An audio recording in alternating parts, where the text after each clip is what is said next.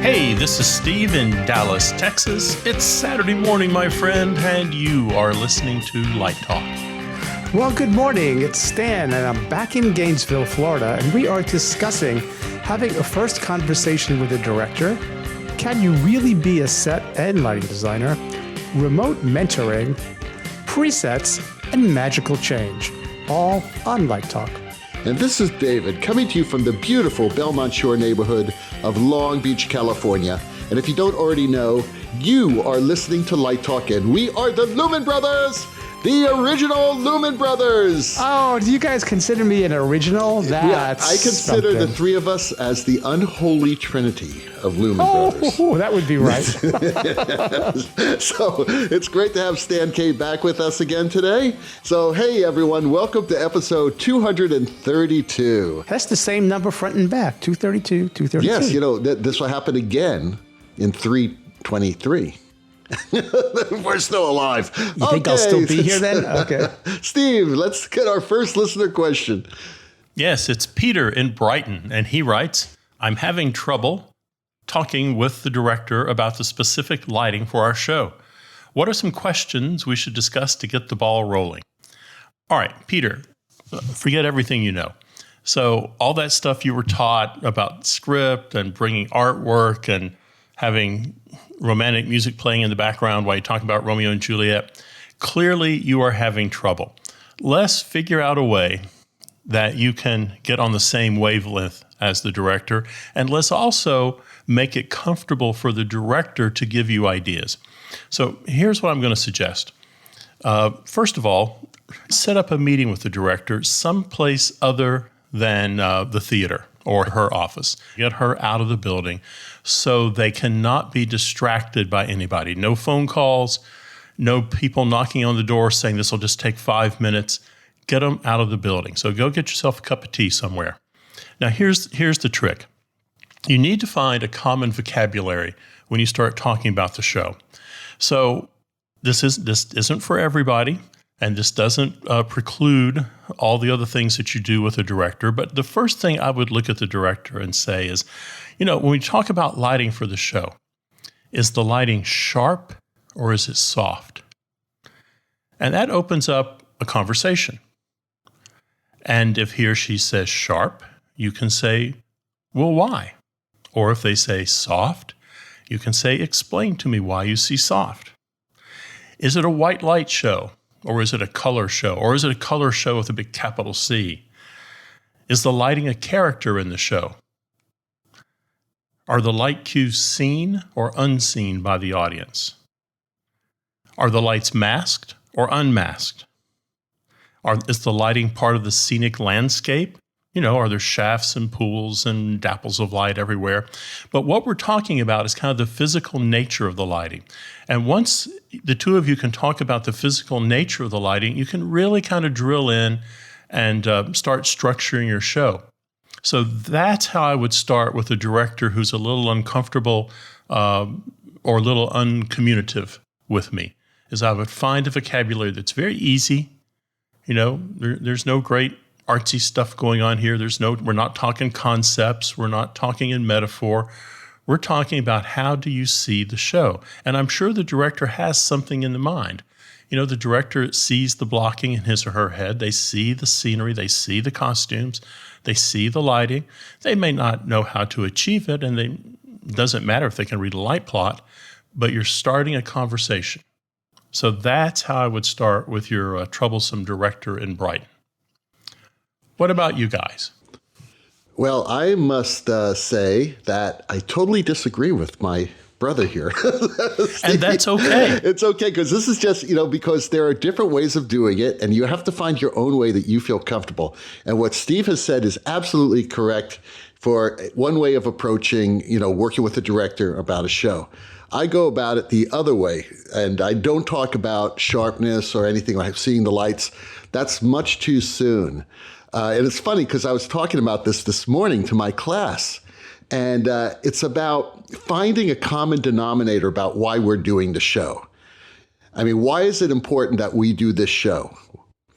Why is it important that people see this show right now? And that's what I call the point of view. The point of view is your personal connection to the show. And chances are it could be the same as the director's. Who knows? Maybe it's not. But it's very important to have that point of view, because that point of view will take you through the entire process of the show. It's much too soon to talk about color. It's much too soon to talk about atmosphere. It's much too soon to talk about any of that stuff. It's really important that you as a team get together and talk about why the show's important. Steve is absolutely correct. Usually the director will have a very strong point of view about the show, and that's okay, and you should listen to that director. But you could amplify that or support it through your point of view. Sometimes you don't even have to say what your point of view is, but the time to say, okay, we're going to have very soft lights here, we're going to have different colors there. No, too fast, because we haven't even gotten there, because then after the point of view, you have what's called the production approach. You all come up with a production approach, and the same show could look totally different depending on what the production approach is. So that evolves from those initial discussions of why do this show and why is it important to do this show now. Okay, and if you get to that point of why is it important to do this show now, everything else will come flowing after that. How about you, Stan? Well, this is why we are the three originals. Unholy Trinity. Well, let me just say, I don't disagree with you, David. He needs a rebuttal. No, I don't disagree with you. I think you're absolutely right. I'm assuming that Peter has tried all that, and that has all failed. And now he's down to so the rubber has hit. Yeah, he's like, okay.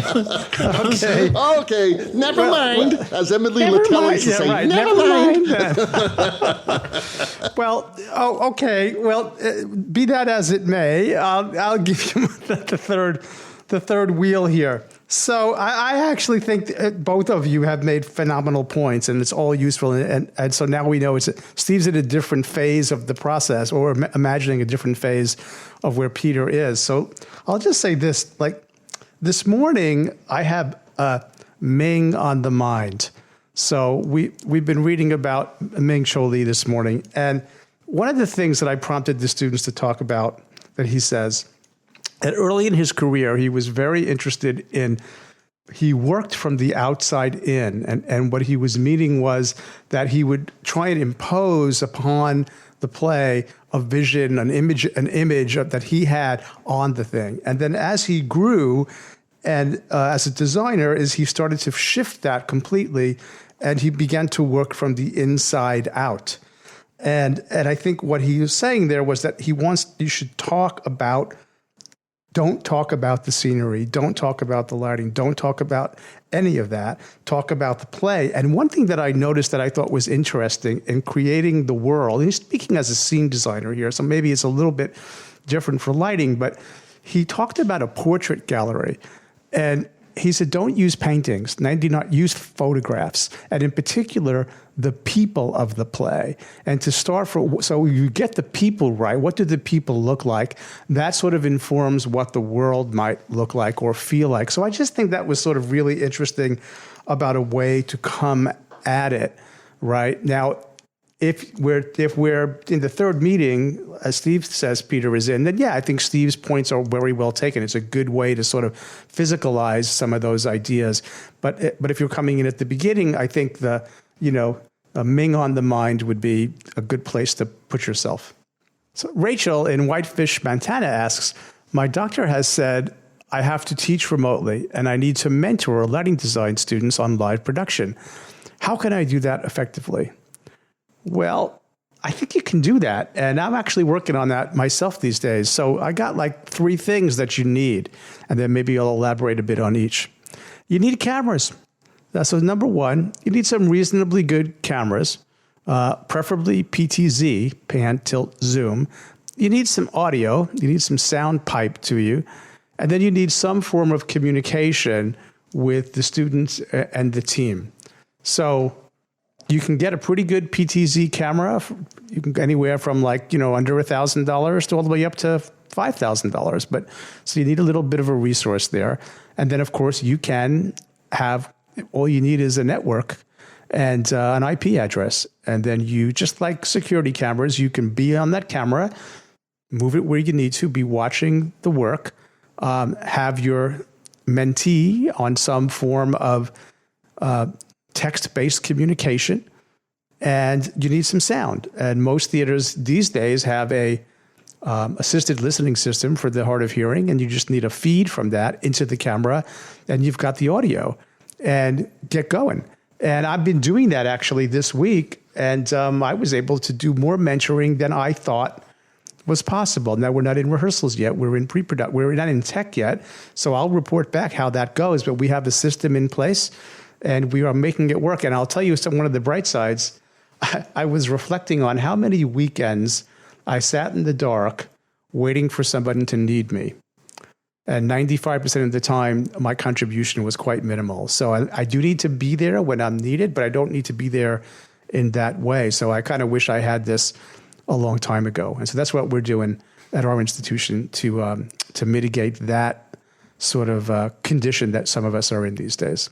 I think Stan's solution is great. I would add a couple of things, though, and it's just the way we work as mentors. When I mentor a student, I know Stan does this as well. I don't just sit by the production table and watch what they're doing. I do that, but I also move around a lot.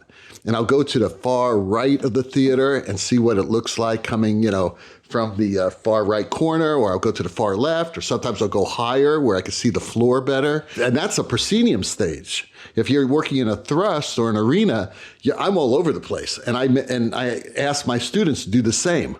To actually, and then I'll come and say, you realize this looks great here, but if you're in that group back there of like 40 seats, you can't see anything. You can't see faces. So what you need to do is add a little bit of that backfill a bit, just a little bit, not a lot, maybe 20, 30%, just to activate the skin. So if I was trying to do this remotely, I would need cameras from every one of those angles. And Stan said that the software that they're using actually will support multiple cameras like that. Now, if I was doing it, I would have a very large monitor and I would have 4 windows and one for each camera. Yeah, in fact, one thing that I'm learning right now is that it's sort of like a security cameras sort of people thing, but it's those a higher are crappy quality. little black and white ones. You want really good color ones, right? We've got a $2,000 Panasonic right now, and it's not infrared, but it has night mode, so you can run a lot of these. There's a lot of bells and whistles inside the camera, which you can get into. But what I want to say that's kind of cool that I haven't used yet is you can make presets. So you can pan tilt your camera where you want it, zoom it where you want it, set what you want, and then click record the preset, and you can very quickly go from tight to wide to medium. And I think a couple of different points of view, David's right. And actually, I was on the phone with my company manager today, and I said, it would be great if I had 2 or 3 cameras, but I'm not asking for that right now, right? But we are definitely ramping up into that world, and I think it will be there. I don't think this goes away for us. I think this becomes a part of our process. I think this is really difficult. And I don't think – I have nothing to disagree with what Stan or David has said. But I think it's difficult.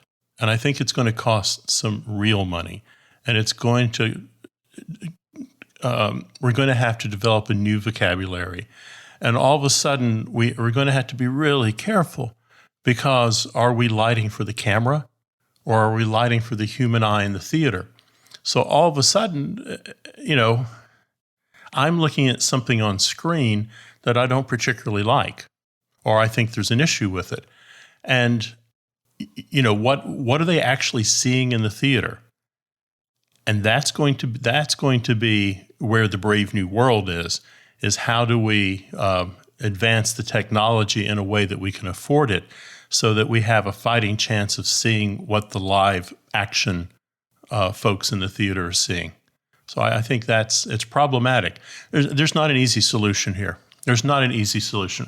I think Steve makes a good point, and I think we have to be humble, and I have to be humble right now as stepping into this brave new world and not think that what I see on the camera is what they're seeing in the theater. So I have to make my comment and say, hey, this looks like this to me. Is that what you're reading in your eye in the theater? And I have, right. Yeah, and I have to be able to step back and say, okay, I'm seeing something as a result of the camera. You're saying it looks fine. I have to trust that. So I think we have to do this with great humility. Well, I mean, it's coming down not just to the camera, but to the connection to the streaming feed back and forth. I mean, there are people who are going to need this. And there's going to be opportunities for this, as you say. Well, Stan makes a good point. Maybe I don't have to be there for 8 hours on Saturday.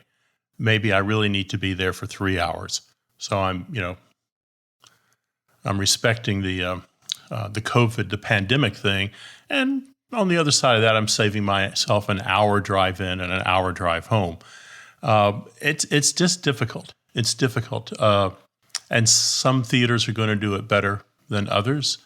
So it's just not a field that I'm really connected to. I know the film and stuff that I'm shooting. It's a really different world when it comes into lenses.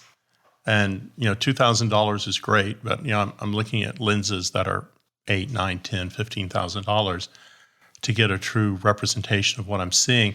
And then, as you say, we step up to 4K, so what are we actually seeing on our monitors? I think it's doable. I do believe this is doable.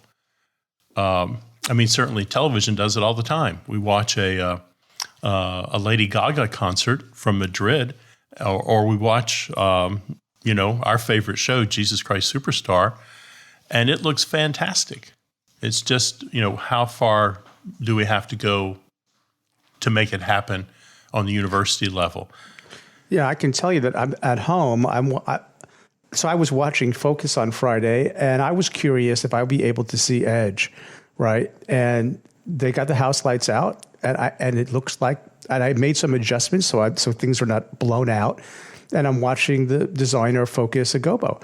And I'm just really curious. On my 4K monitor, I'm connected with a pretty high-speed internet connection, the highest speed I can get, and I'm VPN'd into the campus. So it's as if my computer is on campus, right? And I don't know how that works exactly, but I'm VPN'd. That stands for Virtual Private Network. So I'm actually, the university's network perceives my computer as being local.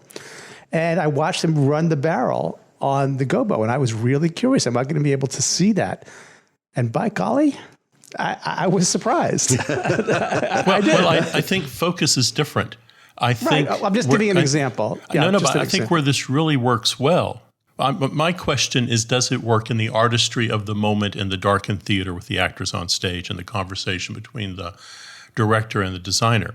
Where it works incredibly well is focus, because now you're seeing if that person knows how to focus, you're seeing how they run a crew, you're seeing how they use their time. So there's aspects of this that are absolutely fantastic. Absolutely fantastic. Here's the deal. We're reaching a point in technology where we have 4K cameras. We have super low light sensitivity. My iPhone 12 can see things that my eye has a hard time seeing. I've done a lot of work now with this iPhone 12, and it looks very close to real life. When I do a video on it, it looks, almost indistinguishable. Obviously, it's not 3D. And what Steve is saying is absolutely true. We have to make that decision. What are we watching for? Are we watching for the camera or live? I think we're doing both. And I think in order to adequately train our students, they need to know how to light for the camera. Because this is what's happening now. We talked about it last week on the show. Broadway can't go on the way it's going on. How many people are going to be able to afford $700 tickets, right? And especially when you're having social distancing happening in the theaters, that's fewer tickets. So they're going to have to do either live streams or tape stream or whatever, very similar to what they did in Hamilton. And I don't know about you guys, but I thought Hamilton looked fabulous on TV. And they did change the lighting, absolutely. There wasn't the exact lighting, all right? They did have to rebalance a bit, but it looked fantastic. And I think, the more we get our students trained into this, looking at the camera and looking at live and doing both, I think that just opens up more opportunities for them.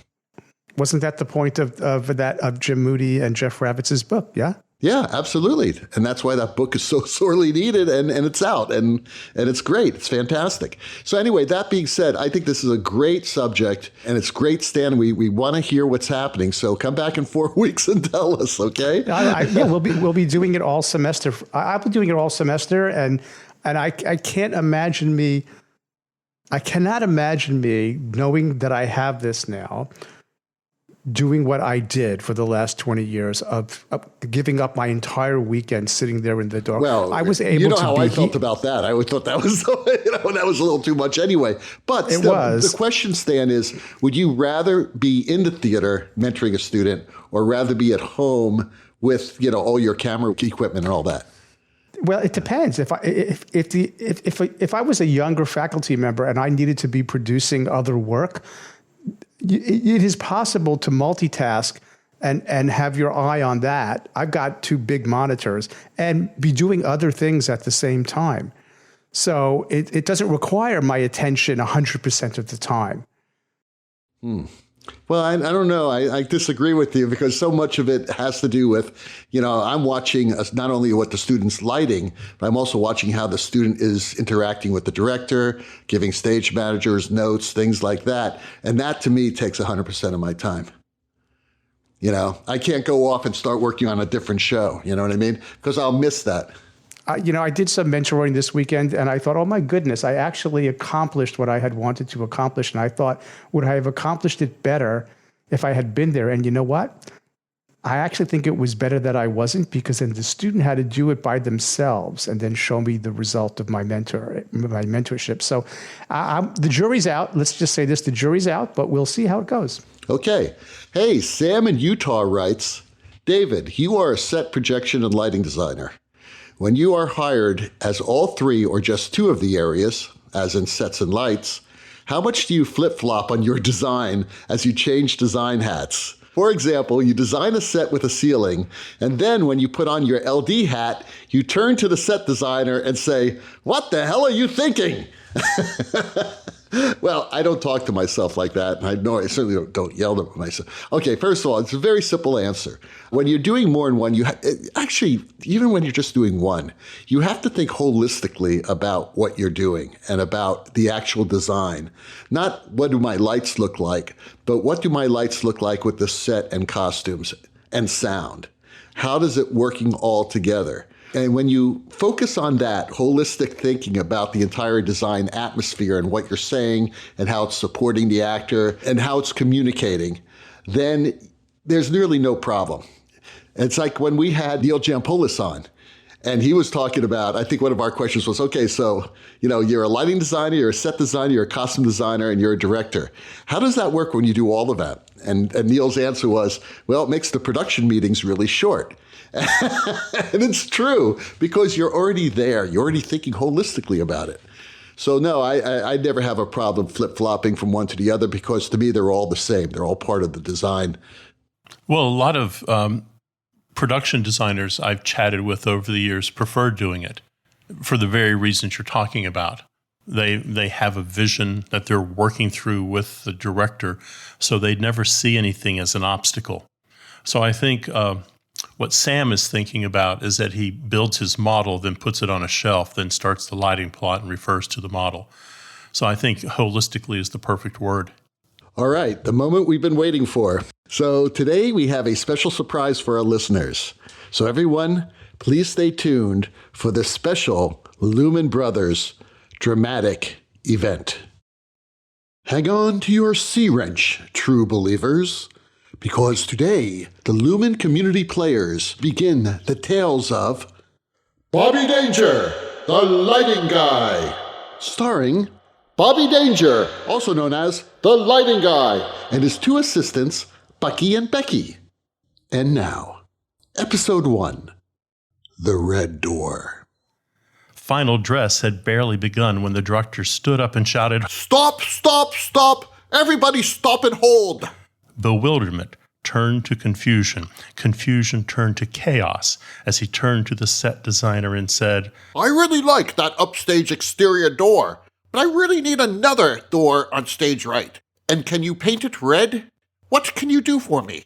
I can work with the actors while you knock that out." The silence in the theater was, well, silent. During the confusion, Bobby Danger, our lighting designer, stepped into a lobby bathroom, and with a blink of an eye, Bobby Danger was out of his khakis and fancy silk tie. He was out of his sport coat, and off his wrist came the Rolex, and into ratty jeans, an Alice Cooper t-shirt, a New York City baseball cap, and around his neck hung Tibetan prayer beads. Bobby Danger, mild-mannered university assistant professor, has become the lighting guy. Meanwhile, in the theater, the set designer exclaimed, I got nothing. I'm out of money and I'm out of time. Then, like a Greek chorus, the cry of, "Where is the lighting guy?" rose to the heavens. The ripping of cloth, the gnashing of teeth, the lament of the director echoed around the room. Returning to the auditorium, Bobby was greeted with cries of, "The lighting guy, thank God you're here. What can we do? The show is on the floor." First assistant Becky, sensing the lighting guy needed a moment to collect his wits, stood up at the tech table and shouted, I have an idea. I have a great idea. It'll be the best idea. First, who has an arc welder? Never mind. It was a bad idea. In the background, the stage manager could be heard saying, Becky, please don't shout into your headset. That moment was all the lighting guy needed. Bucky, program like you've never programmed before. Give me max 7. Drop that gobo. Pan to the stage right wall. Careful. Careful. No color, Bucky. Open white, please. Tilt left. Easy, Bucky. Now make it sharp. Good God, man, I said sharp. But lighting guy, that's just a circle. Quiet, Bucky. Activate the shutters and give me a rectangle. Good, better, tighter. Perfect. Now drop color R27. Wow, lighting guy, it's a red door. Not yet, faithful programmer. Grab Mac 8, iris to 3-degree mode. Lighting guy, you're making a doorknob. That's right, Becky. A hush fell over the room. Thank you, lighting guy, for saving our show. I don't need thanks, good artist. Wherever there's a dark spot, or an awkwardly staged moment, or a timely blackout is needed, well, that is where you'll find the lighting guy. Thank you for joining us for the Lumen Community Players production of Bobby Danger, the Lighting Guy. Be sure to tune in next month for episode 2, The Terrible Tempest.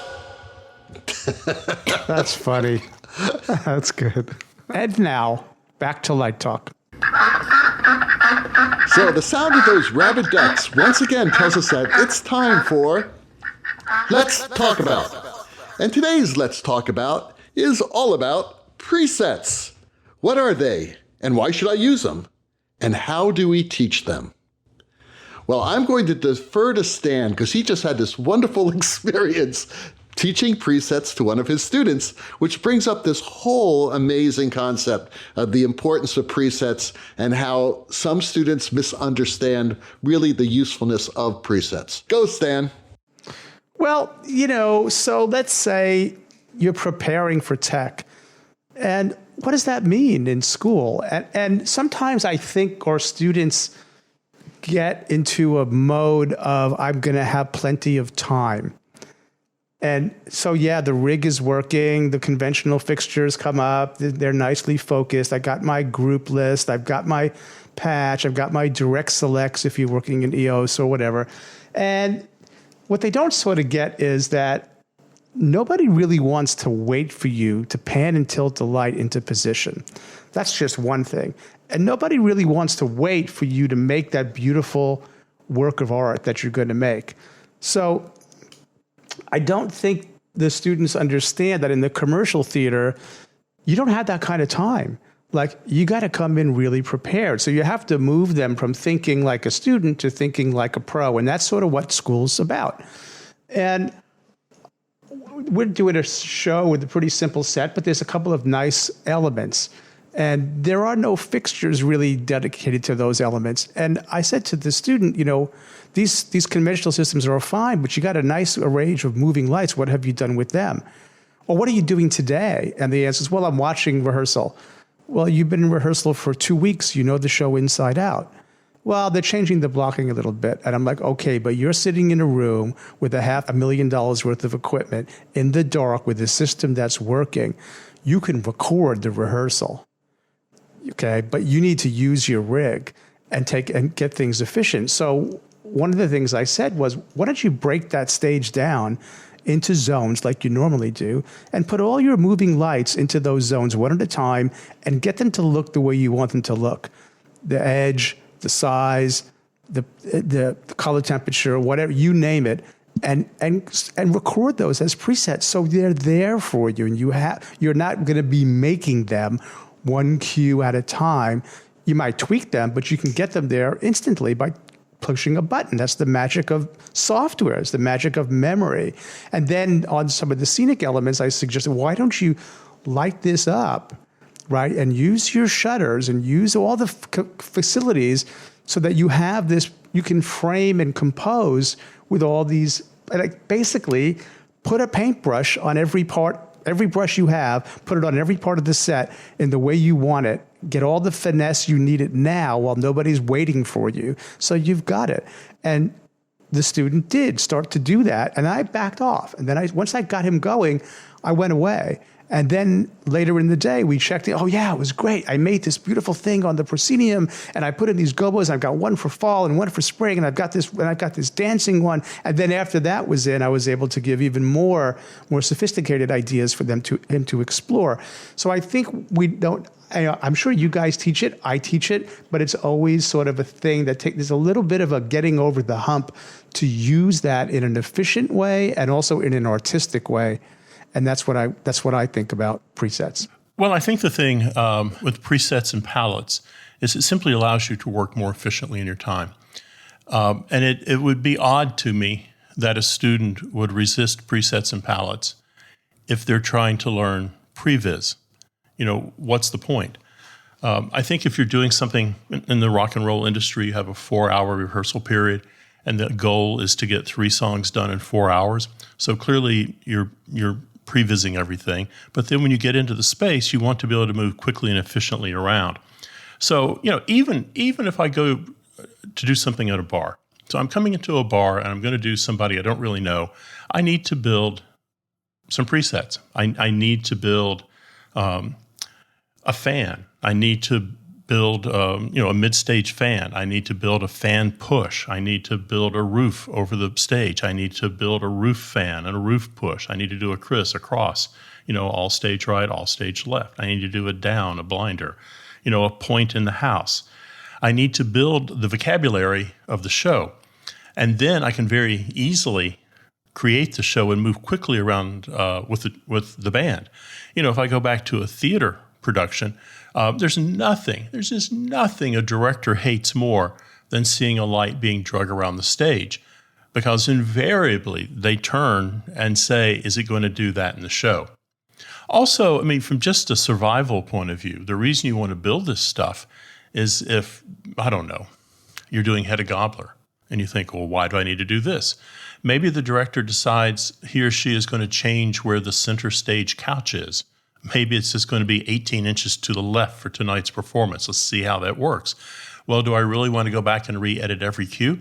Or do I want to go back and edit the presets for the couch? So it allows you to spend more time being creative and thoughtful than it does marching around the stage. It's the same thing. I saw, this. Now, this is a little extreme. I'll admit it right up front, but it worked.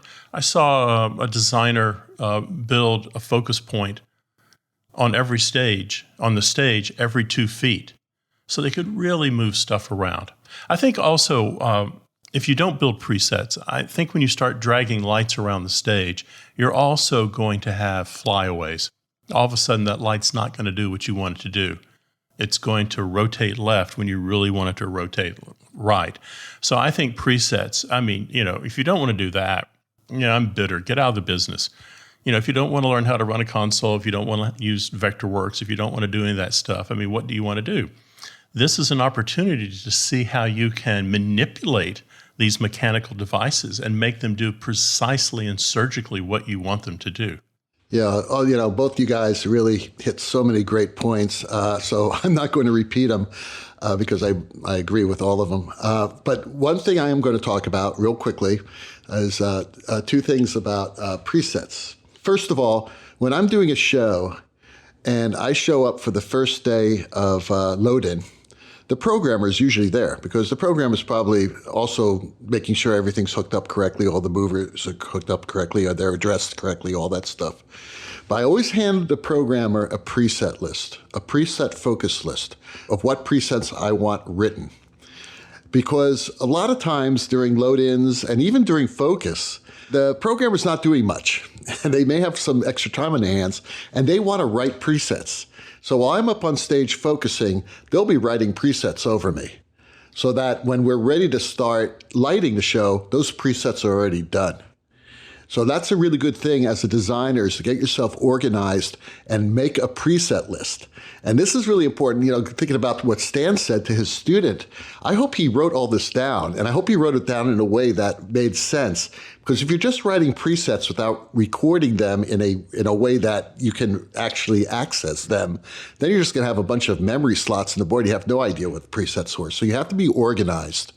And I usually have an assistant while we're actually writing the show, because I may write a new preset while we're writing a show. It's like the director and I, we come up with some idea and say, we really want this to happen downright. It's special with all these lights strobing or whatever, right? I know that there's a very good chance that actor may be moved later on, and I don't want to pan and tilt all those lights to get it right to the new spot. So what we'll do is we'll go, and especially if it appears multiple times, I believe like what Steve said, it's easy just to update one preset than is to actually re-record like 12 different cues, okay? So, that's really important. But if we do write new presets, there needs to be a way that you number them or label them so that it makes sense with what scene you're in. And I actually have a preset, a magic sheet that changes for every single scene. And it shows me where all the lights are, where they're focused, what preset numbers they are, and I can just call it out. And then the next scene, they're different. And they're usually written in the number of the light cue. That's the first cue of that scene. So if the light cue is cue 70 of that scene, that's going to be preset 701, 702, 703, 704, that sort of thing. If it's cue 71, it'd be 711, 712. So we know exactly what the preset is for that particular scene. So yeah, both of those things are really important, that you are organized and you get it done. And once you do that, you're going to find how easy it is to actually light the show. But nobody's going to be waiting on you to focus moving lights in the middle of a rehearsal. And that's a quick way to lose your job, to tell you the truth, because it just shows that you weren't as prepared as you need to be with this technology. I teach a concert lighting class in cooperation with Verilight. And we have our students 9 to 2 o'clock. It's every Thursday. We have a stage. We have 40 lights in the air. We have a sound system. We have mics and mannequins on stage. And to emphasize the importance of the preset, they create a song. They light it. We're going to see it. And about half an hour before we actually do the song, we throw a wrench in the works. Sometimes the guys from VL come in and just add, 8 feet onto the front of the stage, a little runway, and say the singer wants to sing out here tonight. She wants to try out here in the audience tonight to sing that song. You've got half an hour to make your changes for tonight's concert. And if you haven't used presets, oh my God, you fail. You can't do it. So they learn very quickly from a practical point of view how easy it is just to move something around. I just want to add a couple things. And everything you guys said is right. Steve's point about the last minute change is one fantastic reason to use them. David's point about labeling them smartly is also amazing. And because my student's going to listen to this show, so I want to make sure my student was not resistant to doing it at all. My student just had not yet internalized the value of them. So they had to sort of, which what you're doing, Steve, in that work that you're doing on concert lighting, all of a sudden the value becomes crystal clear if you didn't do that. And I think it goes even beyond just focus positions. It's also the opportunity to learn your rig and see what kind of art you can create. And you create this beautiful thing that it might take you 15 minutes to do, and then you save it as the preset. And then, okay, now let me do variations on that same thing. And now I got 15 different versions of how I lit that proscenium. So I just want to just make sure that it's clear that I'm not saying that the resistance is not necessarily because they're resistant. They just haven't really been exposed to the power. and the purpose and the efficiency of the preset mentality. Yeah, exactly. And I'm glad you said that, Stan, because every student comes in with a different amount of experience. Some students come in with very little moving light experience. Some students have been programming for since they were 12, right? Like Campbell. Like Campbell, right, I mean? Exactly. He knows presets, but he knew it when he was 12 years old, so by the time he's 18, he's going to be rocking and rolling. I wouldn't even be having this conversation with Campbell because he'd be teaching me. Exactly.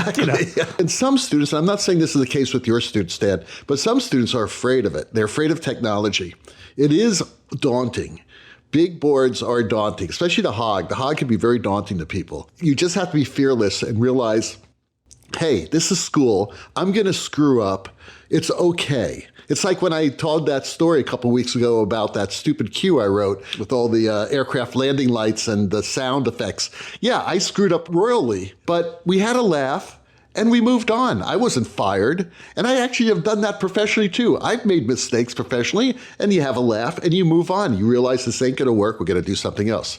So yeah, what Stan said is absolutely true. Don't take any of this personally. You learned, and now you're going to learn some more, which is great. No, that's right. And the student actually said, hey, this is really cool, because he was lighting the proscenium and bringing in the shutters and doing things he hadn't really done. And he went, wow, this is great. And I went, yes, it is. And it didn't. There was not resistance. It was just you sort of have to it's just teaching. It's just mentoring. That's all it is. And admitting that you didn't know it and moving and learning it. Yep. All right. Well, that was good discussion. Steve has our last question. Charles in New Orleans writes, if you could magically change one thing in your industry, what would it be?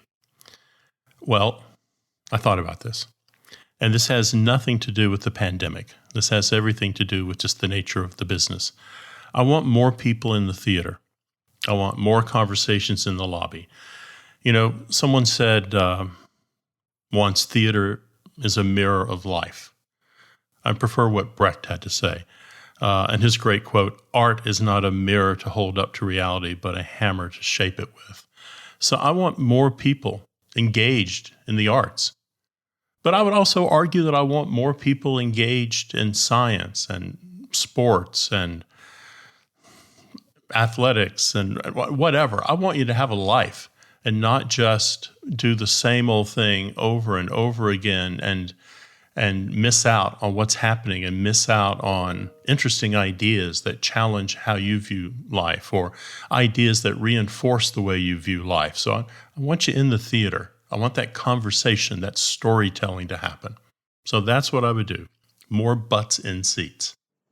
Yeah, to Steve's point, I think that to get to Steve's goal, which I wholeheartedly agree with, is how do we make it, and David talked about this earlier, how do we make the experience of the theater, the juicy part of it, the part that moves us, the part that changes us, the part that advances our society, how do we make it more accessible?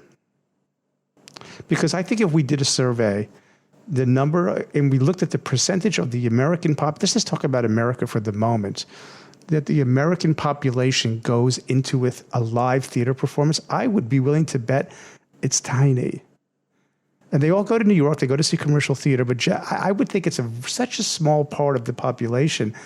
And I wonder, with the things we have today and the things we talked about today, David, with cameras, can we bring that theatricality to more people? And would that do what theater is supposed to do, which is to elevate our thinking, to ennoble us, to do the good that we know it can do? Well, I think it's propaganda. I was watching television, I don't know, a couple of years ago, and there was a commercial, and the wife wants to go see the ballet, and the husband is resistant to that because it's just, it's a sissy thing to do. He wants to go to like 7-Eleven and get a corn dog. And the whole commercial is based around him being able to trick her so that they go and get a corn dog, and she's just as happy having a corn dog and a slushie as she was going to the ballet.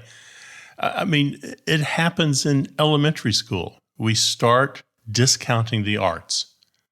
If you take a bunch of kindergarten students, we'll take 20 of them, and you say, how many of you are an artist? Everyone will hold their hand up. And by the time you get to high school, there's maybe 3 that hold their hand up. We train people. It's like, we train people to be racist. We train people to be prejudiced. We train people to be anti-art. We do a good job at it. And I don't know why. And it doesn't hurt anybody.